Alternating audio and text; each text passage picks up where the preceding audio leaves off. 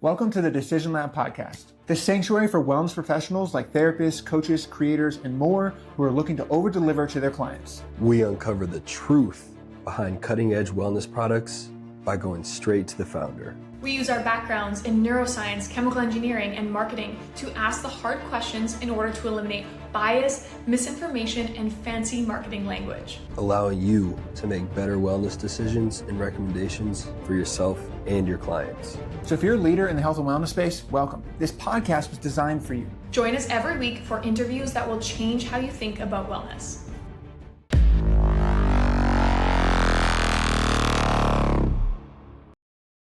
Hello, everyone. Welcome back to the Decision Lab podcast. Today, we are talking to Marco Rullo. So Marco is a visionary entrepreneur and seasoned corporate leader operating at the intersection of innovation and human wellness. He has a robust background in behavioral economics, a rich history of strategic corporate advisory, and an innate ability to build communities and large-scale coalitions. He's consistently been at the forefront of early-stage ventures, social impact, delivering practical insights to make informed decisions that drive success and growth.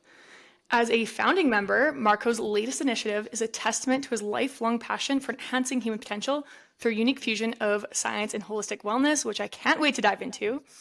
So Kokoro is a groundbreaking media platform that offers multidisciplinary insights aimed at nurturing the mind, body, and the self. And so this platform brings together experts from diverse fields like neuroscience, psychology, and future intelligence to empower individuals to lead healthier, happier, more fulfilled lives. Yep. Welcome to the podcast, Marco. We're so excited to have you. Chloe, Cody, I'm so stoked to be here. Looking forward to this opportunity and love to chat with you guys. I think you guys are doing amazing work and just want to be able to collaborate and contribute with you in whatever way possible. Thank you. Thank you. Yeah. Appreciate it. My favorite question, we didn't put it on the sheet, but my favorite question to start with is, if I was your mom or your dad, what are 3 words that I'd use to describe you? Wow. Well, my mom and my dad are particularly biased, so they would probably use really flowery terms like amazing, and my dad would probably use something like a little bit like pain in the ass. That's probably one of his favorite terms, but I would say that listening, right? I listen. I'm available. So I would say that that's probably the thing that's the commonality between the two of them. Awesome. Okay, Marco, talk to us about your personal journey with mental wellness. Was there a moment or certain experiences that drove you to focus on human potential and holistic wellness? Well, so I come from a background. My mom is a clinical psychologist, and she practiced for like 20 years. My aunt was as well, and she is still doing like behavioral hospital administration. So when I was growing up, I wanted to be a psychiatrist. And I started out with undergrad with molecular and cellular biology. I was going to go to med school, down that path to psychiatry. And somewhere along the way, I got a little bit distracted by actual business ventures. Me and a friend of mine, we started a self-serve frozen yogurt shop while I was in undergrad. The thing kind of took off. We had about 3 of those that we turned a franchise of 3. That really sparked my interest. One of the things that was incredibly curious to me was the way that people actually responded to what we were doing. Like what messages resonated with folks, what didn't, on a very practical level, what put money into the cash register and, what didn't. And so I gravitated then a little bit more towards economics and behavioral economics in particular, because it sort of blends the sciences between that real cognitive and rational and numeric economic perspective, and then it's a mix of psychology and anthropology and sociology from the like behavioral standpoint, right? So you have to have a full understanding, or at least a really deep understanding of all of those aspects to truly understand the reason why people do what they do. From a commercial perspective, how we can drive them to what our product is or what our business is. And for a number of years, that's something that was focused on, for me, commercial endeavors. And I founded a number of companies. I've built companies. I've been brought in to either turn around or scale them up. And I've had a couple of good exits. That's provided me with the opportunity to have let's just say I can choose the projects that I'm working on. So that gives me the freedom to actually choose what it is that I'm working on. I also have a 5-year-old daughter. So I'm an Nice. older dad. I got a 5-year-old daughter. One of the things that really resonated with me was like, what's the state of the world going to be like whenever my daughter is my age? I'm not entirely optimistic about that. So I figured, what can I do about this on a personal level? Right? And I'm not the only person who feels this way. So we have some folks that are working on the project that I'm currently working on. There was a few years in research behind this and some really deep research. And when I got the opportunity to get involved in this project and to spearhead it, then I thought that this was a really strong opportunity to make an impact in some way that's societally positive and has a compounding and lasting effect that will carry on when my daughter is my age and hopefully beyond. And it's not going to be just us that's doing it. I'm not some delusions of grandeur that it's just going to be us and we're going to be, I'm going to be Bill Gates and I'm going to be changing the world a couple $1 billion at a time, right? But our ethos is really like see one, do one, teach one. And we feel that we want to resonate with people with our message on an individual level. We want it to spark something in them. And we want them to catch that little bit of knowledge and feel the empowerment that comes with that knowledge, and then to share it with the folks that are around them and then impact their circle of influence, and hopefully using a network effect that expands concentrically outward. And it's my firm belief that that is the way that a lot of the negative patterns and behaviors, or the unhealthy patterns and behaviors, to not attach a value judgment to it, have been formed, right? And it's going to take sort of that same model to form some other ones that take their place. I love that. That's amazing. Yeah. Something I'm super curious about, especially with behavioral economics. I just talked with Dr. Paul Zak yesterday on the podcast. So Amazing. it's all fresh. Neuroeconomics Amazing. is all fresh in my mind. Yeah, I'm talking to Paul on Friday. Perfect. Yeah. But economics is on my mind. And so a question I'm curious about is, what's a belief that you hold based on your studies of behavioral economics and things like that most other people don't? I don't know. I can't really speak for what most other people don't hold, but what I can say is that whenever I go into a situation, the first thing that I want to ask myself is what's really going on here, right? And so what I understand is that the way that people react in the moment, it's generally not just a knee-jerk or a gut reaction. People talk about that gut. It's ideas and concepts, emotions that have been formed from, you've either picked up from your family of origin or from your own personal history. And there's always something that's underneath it that's driving it. And so getting down a layer or two deeper, as opposed to like, what's the proximal reason, as what's the root reason, is when you can really affect change. So I would say that most people generally look at things superficially and without a lot of nuance. And I don't know that that's not just unique to the area of mindfulness or the area of economic. That across the board, politics is a pretty obvious place to go with that, as are like commercial endeavors. That's really interesting. How do you apply this, or how do you apply your background in behavioral economics when you're thinking about like building teams or communities or companies? Yeah. I think when you're building an organization, right, you have to have a North Star. So the first place that I start, if I was going to come in and I was going to, like, let's say, take over an organization that was already of some sort of scale, or if I was going to look to drive an organization that was an early stage one to success in the marketplace, you have to first define what that North Star is, whatever it is. And, for Kokoro, our North Star is to really be an off-ramp for folks who are on that deteriorating highway for mental, physical, and emotional health and spiritual health, and to be an on-ramp to a more intentional, sustainable way of living, right? So with that being the North Star, and then I think about organizational development, obviously there's the logistics part, right? You need to have all the different business units, you need to have all those functions. From a people standpoint, it's building people in that have the attributes that are essential to the business, right? So I look for attributes, really, when bringing people in. I look for extreme sense of urgency, right? I look for ownership. I look for expectation of better outcomes, right? And I look for a willingness to communicate.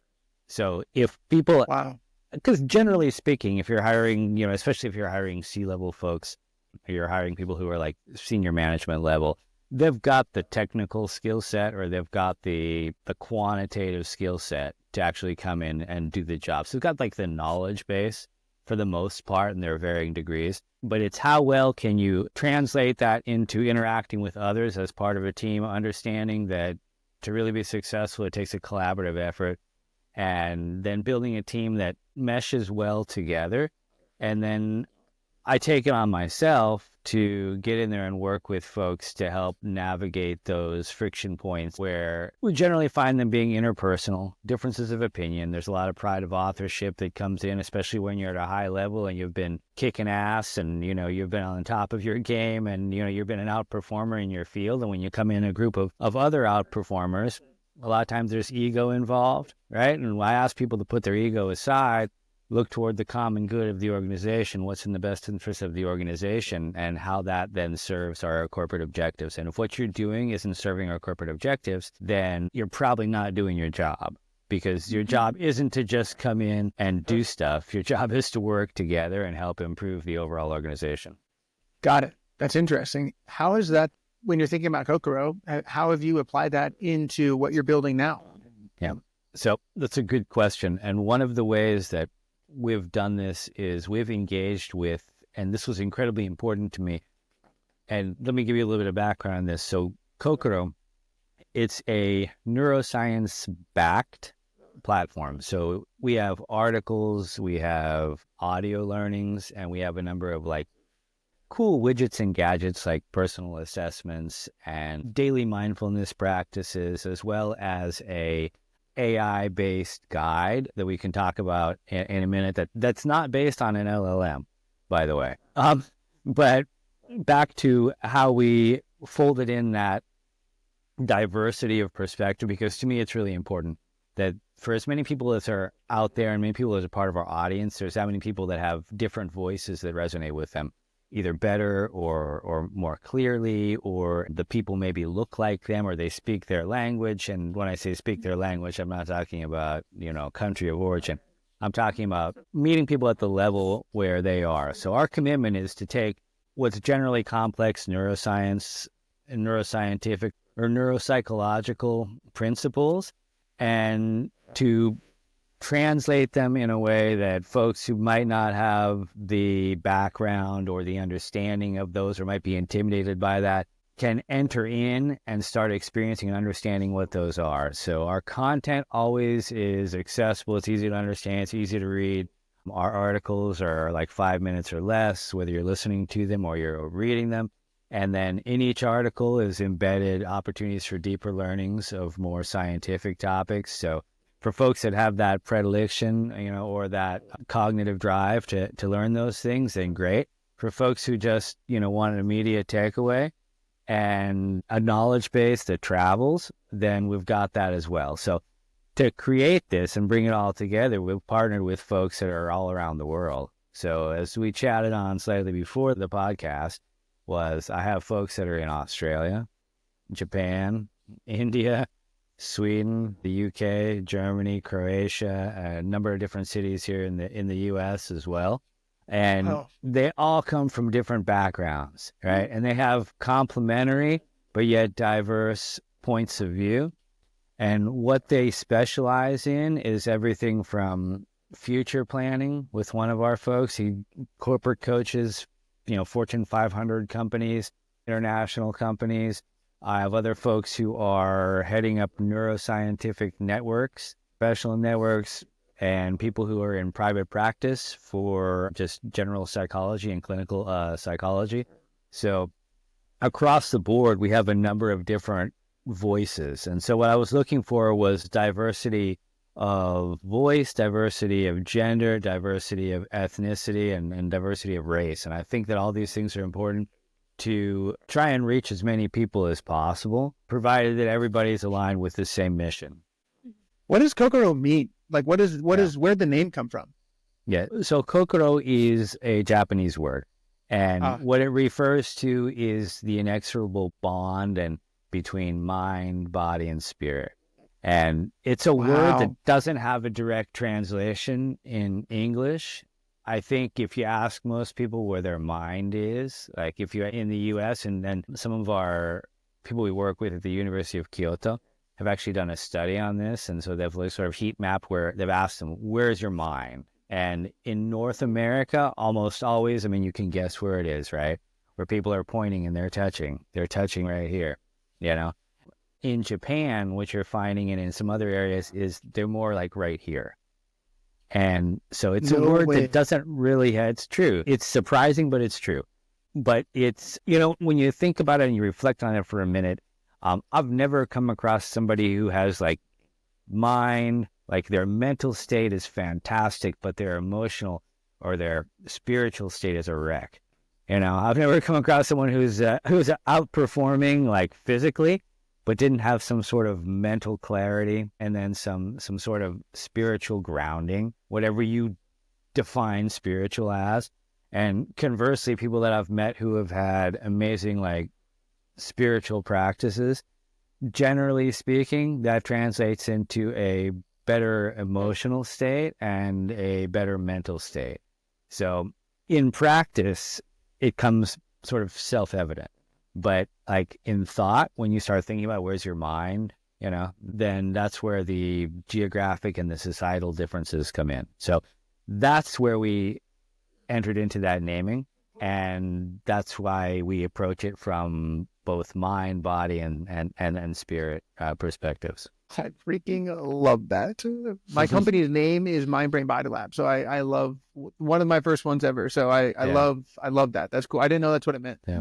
Yeah. It's an amazing concept when you think about it, but it's also incredibly simple.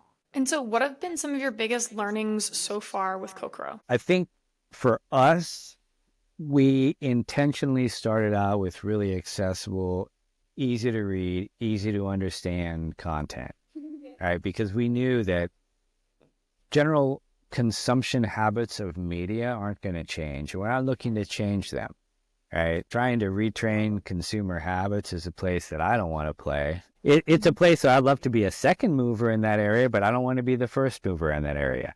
Mm-hmm. So it's really meeting people where they are. I don't think that it's much of a surprise that a lot of the channels that we've offered Kokoro from a marketing perspective, like TikTok, hasn't really been the most receptive to our messaging, right? Even though we've tried to make it very TikTokified, when people are scrolling through and they're listening to the music and they're seeing whatever it is and they're doom scrolling through there, stopping for a second is not part of their game plan, right? And so we're focused on the places that we've seen people actually picking it up, which has been some other social media channels, which as Facebook, Instagram have been good ones for us. We've also seen some other channels that have worked well. So what's been important for us is understanding how to, let's say, TikTokify our content, right? Mm-hmm. So we adjust what our product offerings are so that people are able to really come in, get involved, get into the platform, get into the app that we just launched. And our proposition is in 5 minutes a day or less. Like this is your 5 minutes a day or less dose of mindfulness, right? Mm-hmm. And we feel like that's a great place to start because what people can expect is they can expect immediate outcomes, right? So we Mm-hmm. provide them like knowledge that will immediately translate. If you put this into practice right now, today, you will experience a improvement in your mind, body, or spiritual health.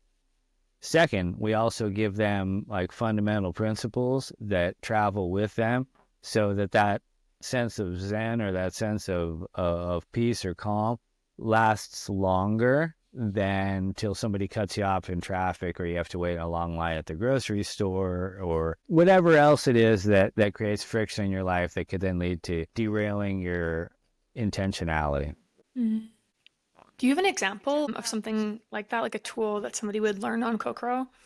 Yeah, we have what's called the daily Kokoro, and there's 4 parts to it, right? So there's a super brief summary. If all you've got is the chance to get on to the daily Kokoro, read the daily Kokoro, the first slide of it. If you get on the website or you get on the app, There's one that just simply summarizes what it is for the day. What's this mindful thought for the day? If that's all you can digest, if that's all the time you have, then you can see it on our social media feed. You can subscribe to it and you'll get notified in our app of it. And if that's all you've got for the day, then that's great, right? If you want to take a layer deeper, then we have a reflection in there. And in really, it's less than 5 minutes. You can do a reflection, you can meditate, and then you can take an action step. So that's one of the tools that we've used. But we started, and we have quite a few people that really love the daily Kokoro. We realized for some people, even that 5 minutes was too large a commitment. So what we wanted to provide them with was something that they wouldn't have to worry about, like fear of failure. Like, I can't follow through on this, so I'm just going to avoid it. So just that avoidance tendency. And we feel like a lot of times that's one of the things that I've observed for people. They don't want to embark on something because they're afraid that they can't follow through on it. Right. So it's much easier to be non-committal and then to fall into that like avoidance mindset. So that's one of the things we've had to edit that down. And we've taken all of our articles. We've also put them on audio. So you can listen to them and you can put them in your queue as well. So you can build like mini podcasts. And we have hundreds of articles on the site. So basically anything that you have a need or a question or a query about, you can find a topic about that on kokoro.today, which is the name of our website. Damn, that's awesome. I like that. Yeah. Something I'm curious about is how you guys like stand out. Like there's so many Calm and Headspace and all these mindfulness. There's tons of them. How do you guys like stand out in this kind of crowded market a little bit? Yeah, it's an amazingly crowded space. And I view that as a positive. And the reason why I view that as a positive is I don't look at it as not them, us, right? I look at it for wherever you go to find your mindfulness, right? Wherever you go to find whatever learnings they are that are important, whatever is going to get you on that track, then that's a great place to start. So I encourage people, if Kokoro doesn't work for you, check something else out, right? What we try and do and where our differentiation is most of the platforms out there that I've seen and have a chance to see a lot of them are either really heavily on the neuroscientific or psychological side. And that can be intimidating to some folks. They might not have the background to be able to fully comprehend those concepts or those terms or that vernacular like dopamine and serotonin and oxytocin and, other esoteric terms might not be in their comprehension. Right. And so for some of those people, and I found the people that gravitate toward those the most are people who are like optimizers.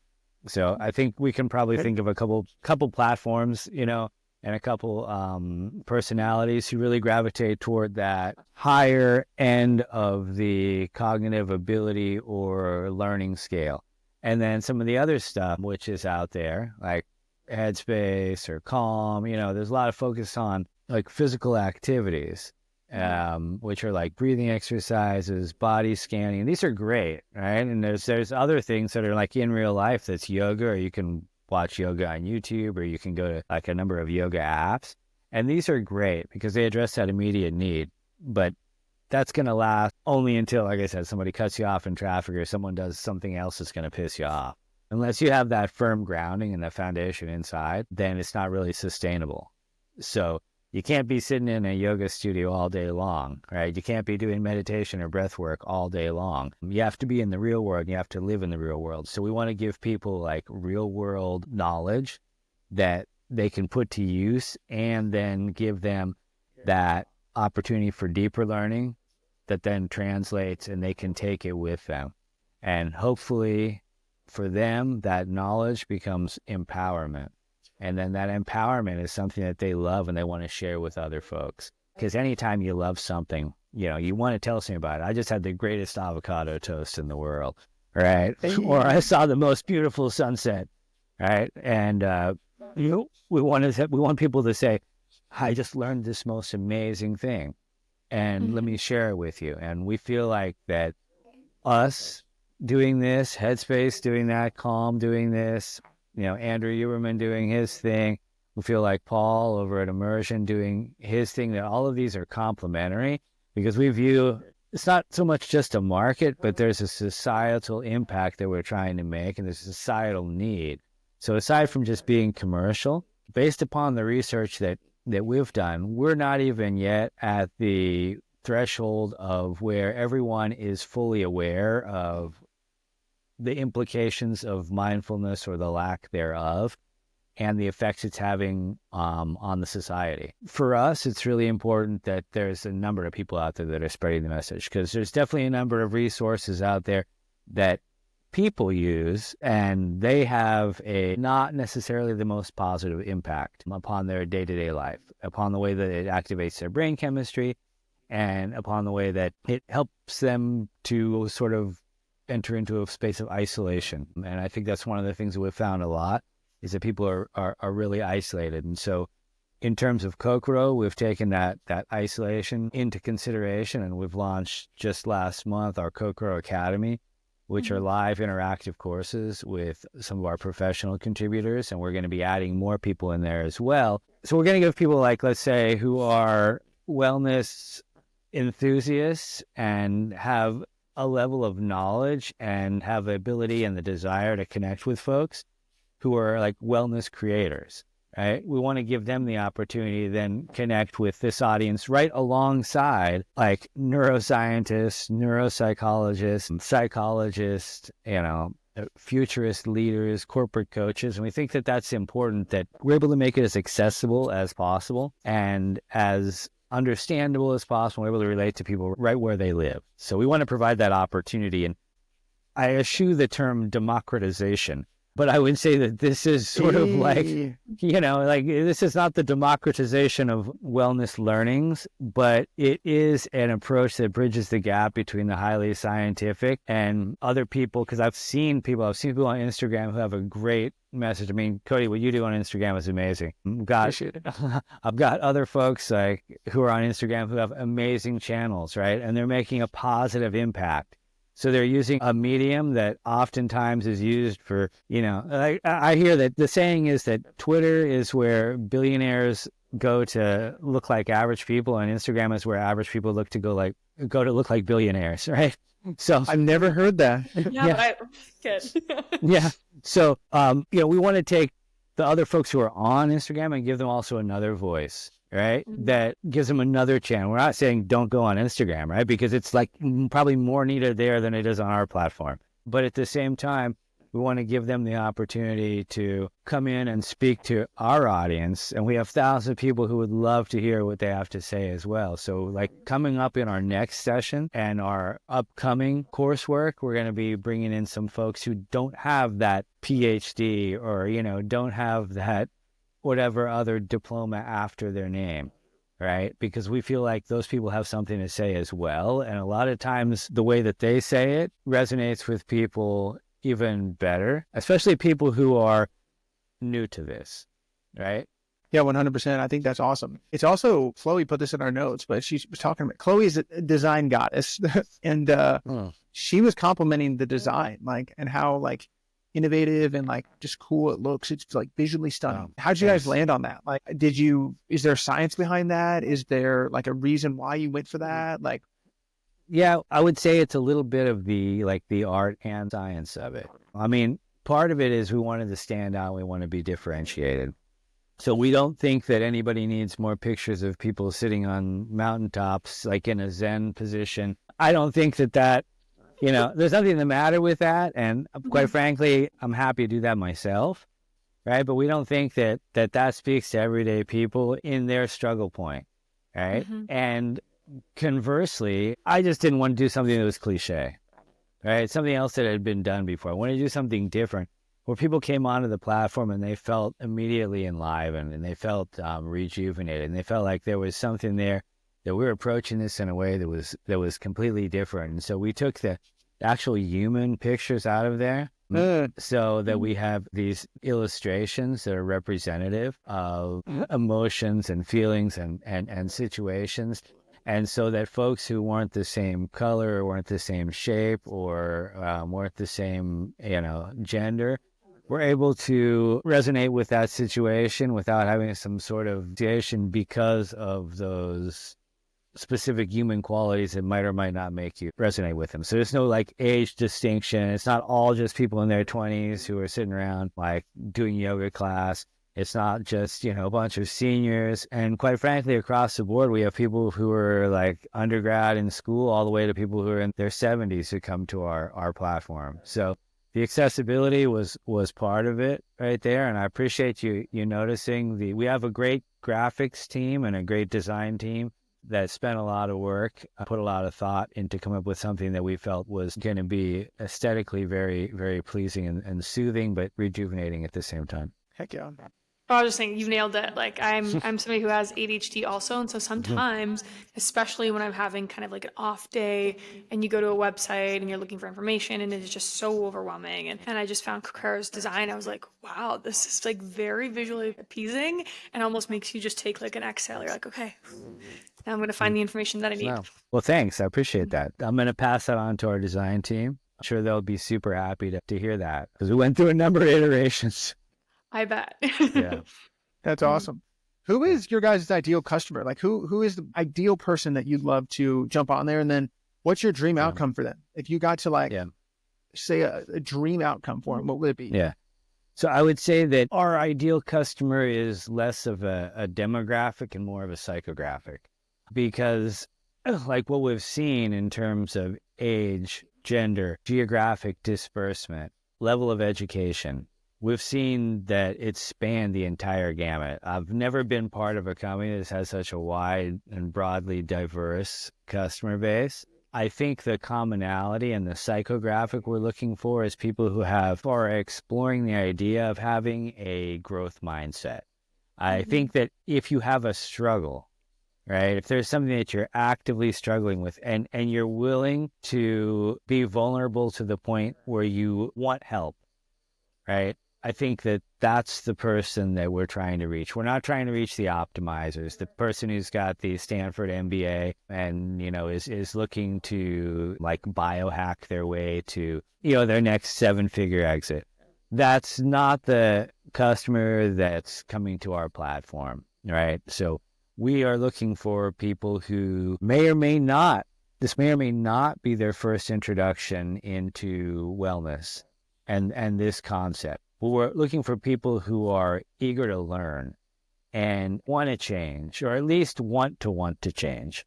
And so that's the psychographic. So there's got to be that level of openness. I mean, I think that's sort of baked in. There has to be that level of openness to actually get them to come on the platform.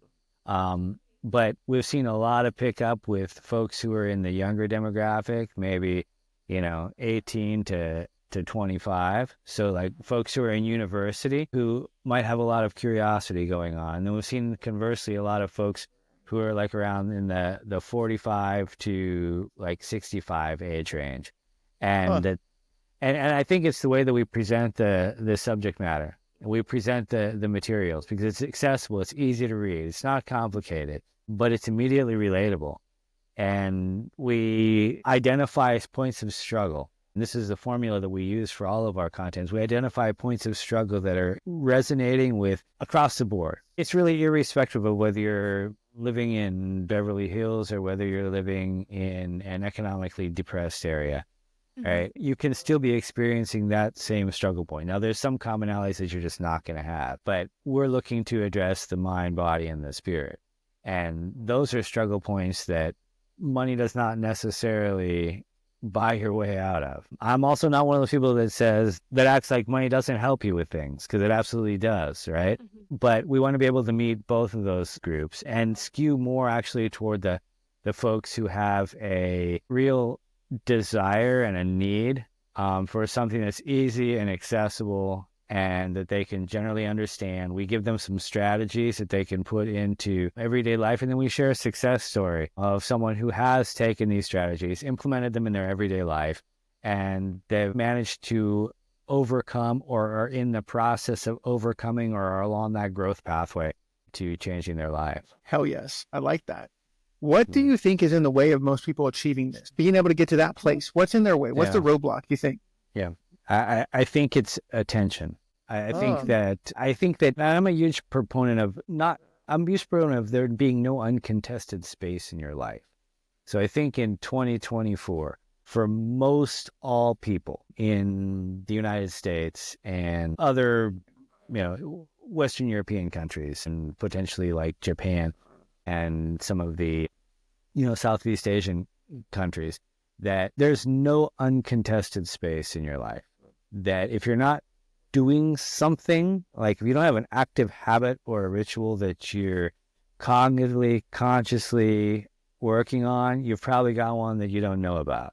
And chances are it's one that doesn't have a positive impact on your everyday life.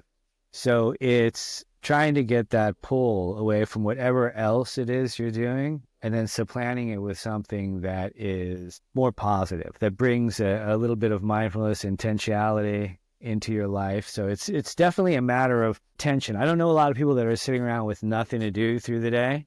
I think that people's attention spans are so short that they gravitate toward whatever is most stimulating, right? And so they go after that stimulation. So it requires a little bit of focus, a little bit of attention, a little bit of patience. So the barrier is really everything else that's vying for your attention. So like we don't look at other platforms as competition. We look at real life and every other part of your life as competition. Damn, it's very interesting. So you're saying that if you don't have something in each moment, then you could get like your phone sitting there. It's super easy. You just get a quick dopamine hit and start scrolling. But if you have an intentional practice or something that you'll do to like keep your attention on and focus your time, that's more effective. I would say that generally speaking, that people don't do well with downtime. They don't do well with sitting around doing nothing. People, I think and being that I have a 5-year-old daughter, I'm trying to teach her, and my wife is trying to teach her the art of being bored. And I don't know that a lot of people experience boredom in the way that maybe you would have quantified boredom 20 or 30 years ago. That I think that there's something that's constantly calling for your attention, whether it's internally, but it's a sense of unstillness inside. And so you're always looking to sort of fill that void. So I would say that to move from that space where you're living a constant life of rush and fullness and information overload, and to get to a space where you can change your life, like and when I say change your life, I don't mean this some dramatic, like pie in the sky transformation. I mean making literal, everyday, practicable changes to your life that impact your well-being. That if you're not doing something to get to that space, if you aren't consciously making a commitment, I'm going to do this for 2 minutes a day, I'm going to do this for 1 minute a day, or whatever it is that you can start with, and then that practice becomes a habit, and that habit becomes a ritual, right? And then it becomes more process. You fall in love with the process more than you fall in love with the outcome. And when you have that mindset, then you're able then to embark and lead yourself into further growth.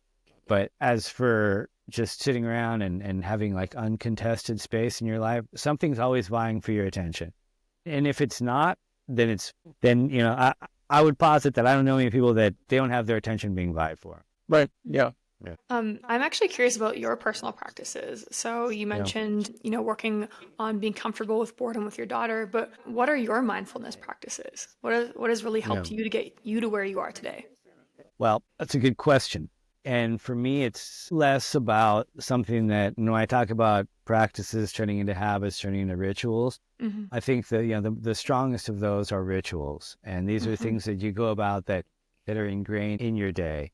Right. There's some things that I do. I take care of myself physically, so I'm physically active. That for me is a time when I'm not listening to a bunch of music. I'm actually just focusing on what I'm doing. Right. So I'm present in what I'm doing. I tend to not listen to the iPods, or I don't listen to pods. I don't have AirPods in my ear. I don't have the Bose headphones over. Not that there's a problem with that, but that's just my choice. Is to focus strictly on what I'm doing and make sure that my phone is turned off. These are some of the practices that aggregate and they compound. For me, I have a spiritual practice that I follow, and that allows me to accountability to something that's greater than myself, right? Which is incredibly important when you're not the center of your own world and you're not running around in a solipsistic sort of existence and you feel like everything has to revolve around you. And then I make sure that I spend in real life time with my family. And so those are the things that I do.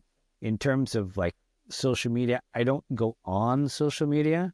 I have social media accounts. I don't have the time, quite frankly. I use it for work. I get on social media to engage with people from time to time, but I'm not an active participant in social media on a day-to-day basis. It's not where I get my news from. It's not where it's not where yeah, that's a good thing. It's not where my real friends are, right? It's not where I place my value or my worth, right? And I have been on it before, and I'm just not now, right? So I think that it's the matter of making conscious choices about what you do throughout the day. But if I wouldn't have started this a long time ago and I was entering into this in 2020, with all the external stimuli that there are and the other things that are vying for my time, and I haven't seen the evolution of some of the social media platforms and some of the other just general media platforms and the other opportunities that there are for just constant stimulation and overload of information, then I've had to cognitively cut down. Like, I used to subscribe to a number of newsletters, and they were hugely valuable content, right? It was stuff that was just immensely valuable. And I had to make a decision at one point in time that I'm going to stop reading these because it's taking up this time out of my day that I could be dedicating to something else. Because I have some needs. I have to do stuff for work. I have to do stuff with my daughter. I have to do stuff with my wife. I have to do stuff for myself, right? If those things are being squeezed out of my life because I'm reading some content, no matter how important, like, useful it is, and there's a lot of wisdom out there. I mean, I think that's one of the challenges, is there's a lot of great stuff out there too, and there's just so much great stuff. You have to really edit down and maintain like a ruthless prioritization and like laser focus if you want to live the life that you want. Couldn't agree more. Speaking of tools and courses and like whittling down on great information out there, you guys have a ton of science-backed courses and tools on Kokoro. Do you have any specific review process to ensure the tools are credible or scientifically validated in any way? Yeah, so all of our articles that are on Kokoro themselves, we've used in conjunction with our professional collective. It was a collection of neuroscientists, psychologists, and other experts in those fields, some folks who are really preeminent and incredibly knowledgeable, and so they've helped guide our content creation. And then in terms of our academy, and it's at academy.kokoro.today, and that's our academy. That's a live coursework. So these are all taught by accredited and credentialed folks. And the courses that they're teaching are ones that they've shared, on a number of different occasions with corporate leaders across the world, other educators, and with both lay people and professionals alike. So yeah, we want to make sure that we don't touch on speculative topics. We don't touch on like health related topics. We don't give psychological advice. We're not qualified to do that. If that's the situation, we always suggest that a healthcare provider who's specialized in that area and actually has a one-on-one relationship with you. So that's, I think, highly recommended. That should be a caveat for any content platform. And for most of them, I believe it probably is. It's baked into what they do. But I can speak for us in terms of that is, we want to stay in our lane, and we are not clinicians, and nor do we pretend to be. But our content is backed by the science and the scientific principles that are accepted by folks in the neuroscientific and the psychology and various other multidisciplinary science fields, and vetted by them as well. Oh, super cool. Are you currently measuring or planning to measure like any outcomes from the users that engage with the courses or Kokoro's content?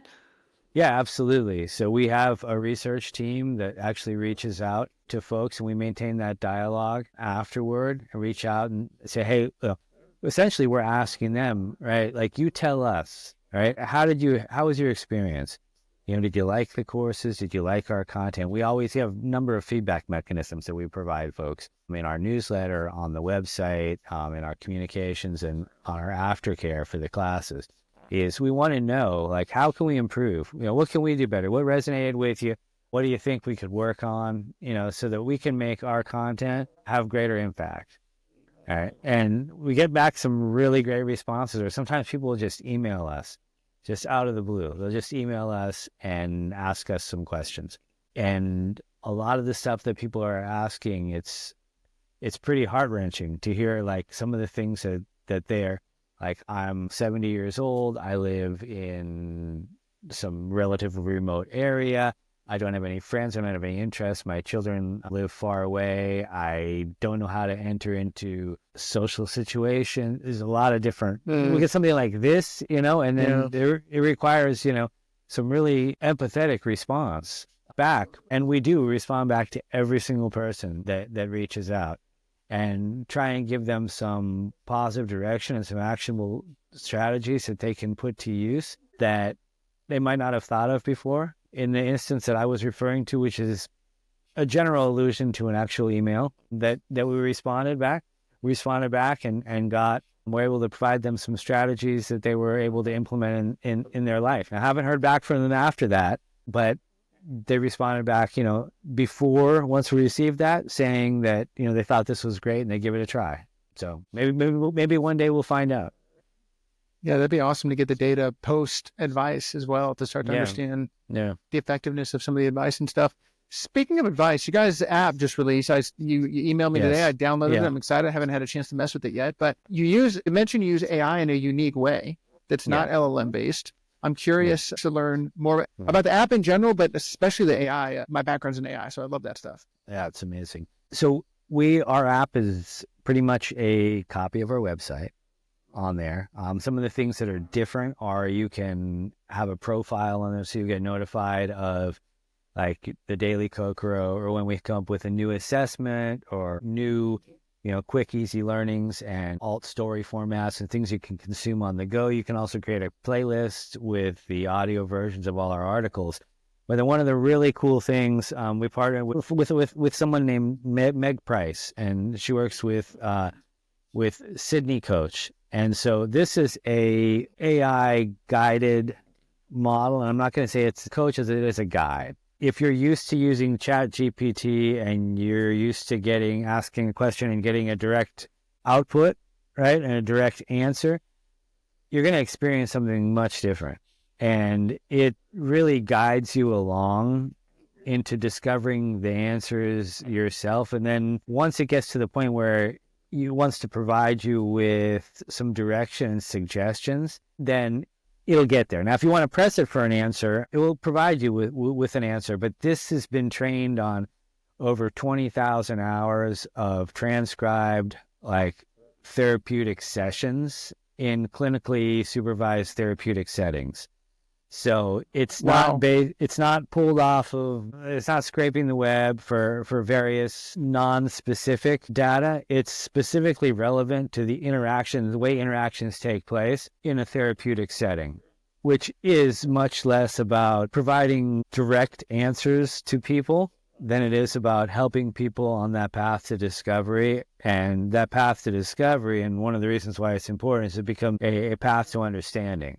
Right. And then that understanding, you become to the point where you have a self-realization, right? And it's guided. So that's what we call it. We call it a guide, or, it's a coach, but it's a guide, but not in the way that most people are taking an LLM and then layering perhaps, or they're just wrapping whatever their brand is on top of ChatGPT or Gemini or Cloud or something of that nature, or Claude. I'm not quite sure how to pronounce it. Claude, yeah. Yeah, Claude. Then this isn't just adding a slight layer on top of it, right? Mm-hmm. This is like 20,000 plus hours, and it continues to improve, right? And so we're happy to partner with these folks and be one of the first people to have it embedded in our product. And so if in the app you can test it out, give it a try, see what you think. Everybody that I've handed it off to and has taken a look at it has been super impressed. It's not like anything else. You can just tell it's built differently, is what I'll say. Because what you get, the interaction is wildly different than what you get. And I'm a huge proponent of AI. I think it's incredible for increasing productivity. I think it's a great place to start for a lot of things. I don't think that finished work as produced by like a LLM is great. because it's not generally highly specific or necessarily relevant to your audience on a way that's unique or different or incredibly insightful. That being said, I think it's a great tool for us to use in various number of fields, and it's a great place to start. This, the Sydney coach and embedded in the Kokoro app is something that's entirely different altogether. It'll lead you on a transformative journey, and it will help you to understand, and it will cause you to think and to interact and become engaged in a way that facilitates growth. That is freaking wild. What is some of the like legal ramifications or some of like the precautions that you have to take to run something like that? Yeah. So again, we don't purport that this is a substitute for therapy. We don't purport to give therapeutic advice. The folks who have done Sydney Coach, they do have, and they either do have or are in the process of obtaining ISO certification for it, and some necessary certifications for therapeutic uses in some other jurisdictions. But this is in partnership with some of the other people that they may or may not be working with. So I don't know enough, and or I am not qualified to speak on behalf of their company in that respect right here. But what I can say is that, you know, again, this is, and the coach will also, if it hits a certain point, guide you to then reach out and talk to someone who's qualified in that area. Beautiful. That's awesome. That's so cool. So where do you see Kokoro in 50 years? Like what's the 50-year vision? Like, do you think that far in the future, or are you too presently minded, brother? Well, look, I like to stay grounded in the present, but we definitely have a long-term vision when it comes to horizon planning. So 50 years, we see that we'll be part of what will be a in real life based revolution for wellness. Doesn't mean it's going to supplant online. Like, that's only going to continue to grow, but we want to provide opportunities for people to also come together and meet, because that communal aspect of the interaction that comes when you're face to face with people is incredibly important. And we see ourselves holding retreats and holding conferences, and also all ages retreats, right? Where parents can come and they can bring their kids, and we have activities for the kids that reinforce mindfulness, and we can provide them tools that help them to be able to navigate both as kids and as part of a family, or as parents, grandparents, you know, the world around them, because we see that it's going to become more and more challenging to maintain those in real life relationships, because the tension is so short, right? And you have to be incredibly selective and judicious with where you actually devote your time. So we see ourselves as part of a larger movement, and we actively work, and I actively work with, you know, 40 or 50 people from around the globe as part of a global wellness initiative that has yet to fully take its entire form, but we are working on something that will ultimately bring all of these diverse perspective and these diverse points of view from diverse geographic areas together, because we all share that same common goal, which is improving the well-being of the holistic well-being of folks around the world. In 50 years, we expect to be right in the part of it. Nice. I love that. Cool. Super, super exciting. I think the world needs that, especially this all ages thing, you know, parents and children coming together and bringing community and providing wellness tools, making that really accessible. I agree. Yeah, I love that. Let's, so we have some signature questions that we like to ask as we're bringing this thing in for a landing here. The first question we always love to ask is, what is a question that you wish you got asked more often? I wish I got asked less often, what do you do? That's probably one of the things. I would love to be asked more often, how are you doing? And how are you doing when the person's actually interested in a response that is something greater than superficial? So, and mainly because that provides me a segue to ask them how they doing. Nice. And, you know, when you're able to be vulnerable and you take that first step with somebody and say, hey, you know, I'm not having the greatest day, right? Now, I don't want to unload my baggage on them, right? But what I do want to do is provide them an opportunity to say, I'm not having my greatest day. How are you doing? because the response you usually get back isn't, how are you doing? Great. How are you doing? Oh, I'm great. All right, cool. See you later, brother. It's not like that. It's, hey, I'm not doing, I might be doing something this today. How are you doing? And if it's less than perfunctory, then it's not really much value. But if it's greater than perfunctory, then I wish someone asked me that question with that intention. How you doing? Yeah. It's been a challenging couple of weeks for me, Cody. We've launched Academy, and my daughter has started kindergarten, right? So it's these new challenges that are always bring about things that you haven't ever experienced. But, how are you doing? I'm doing good. No, it's been challenging the last couple of weeks for us as well. We've been getting some new things off the ground too. And I woke up today feeling a little bit under the weather. So it's been, I've been pushing through. Yeah. What about you, Chloe? How are you doing? Yeah. Good. I've been really good. There's been a lot of chaos for me as well. Just I'm planning on moving, so I'm actually taking off and spending the winter in South America. So I'm rushing around this week, getting like blood work done, vaccinations, moving everything. But it's that combination of like excitement and nervousness and just craziness going on. So that's how I'm doing. Yeah. Amazing. Congrats. Oh, thank you. I love it. Good question, Marco. Yeah.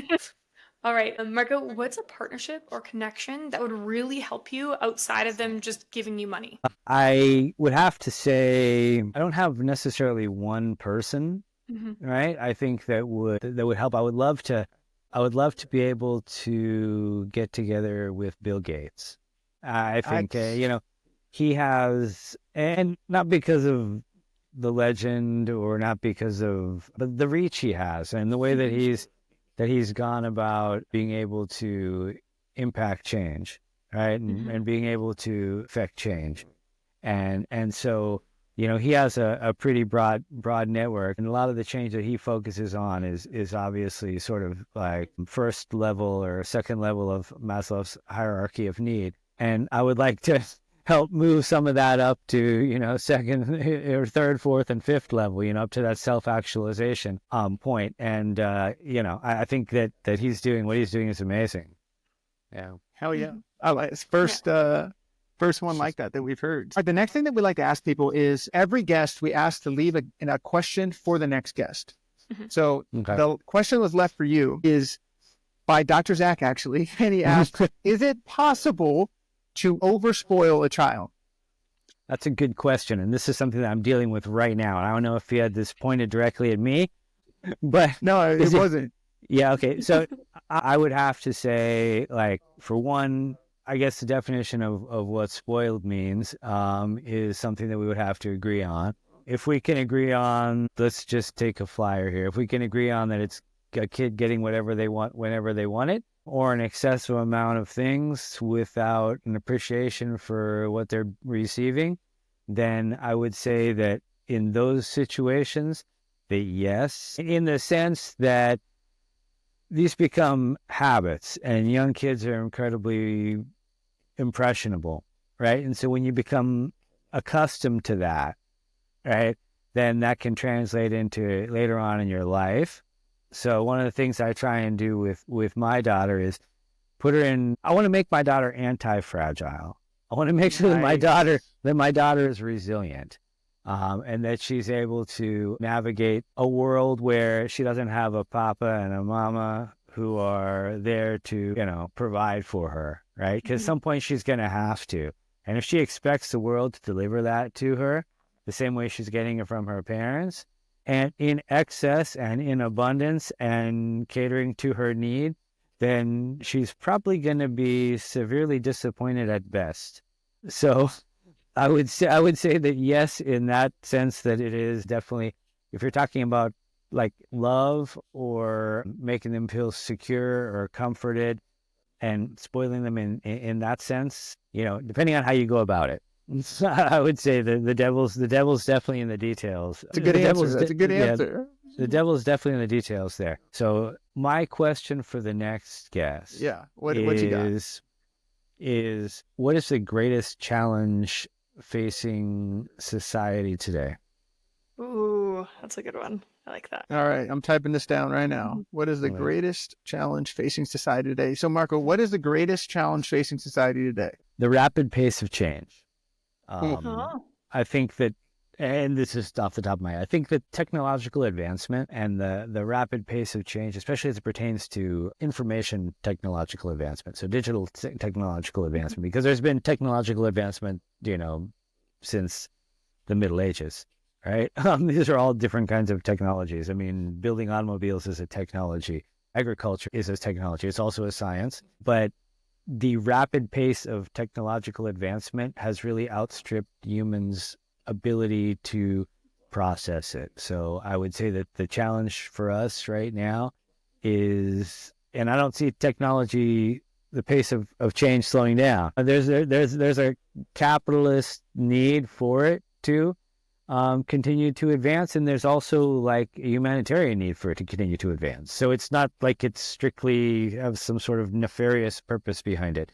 There's actually a very altruistic reason for it to advance, and then there's a very commercial reason for it to advance.